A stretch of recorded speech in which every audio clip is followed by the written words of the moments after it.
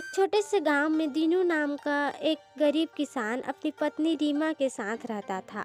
दीनू मेहनती था लेकिन उसकी फसल हमेशा खराब हो जाती, जिससे वह और उसकी पत्नी का बड़ी मुश्किल से गुजारा हो पाता था। रीमा बहुत दयालु और समझदार थी।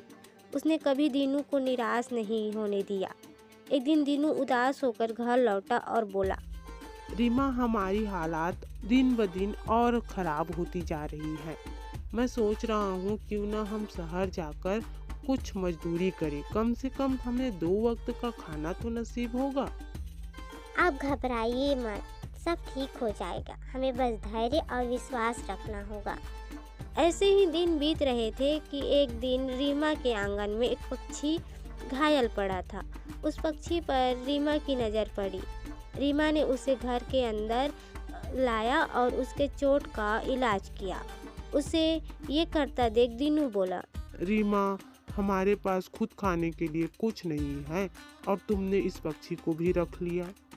रीमा बोली, यह एक जीव है और इसे हमारी मदद की ज़रूरत है। अगर हम दूसरों की मदद करेंगे तो भगवान हमारी मदद करेगा। कुछ दिनों बाद पक्षी ठीक होकर उड़ गया।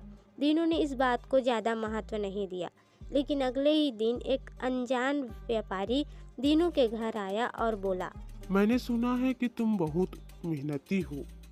मैं चाहता हूँ कि तुम मेरे लिए खेती करो। बदले में मैं तुम्हें अच्छी मजदूरी दूंगा। दीनू को जैसे अपनी समस्या का समाधान मिल गया।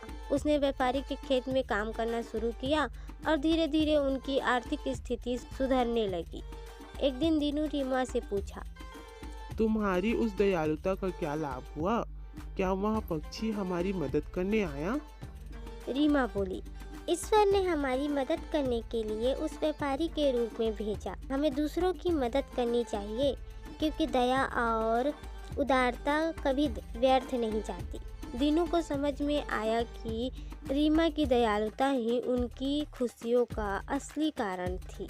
हमारी कहानी पसंद आई हो तो लाइक, कमेंट और सब्सक्राइब करें।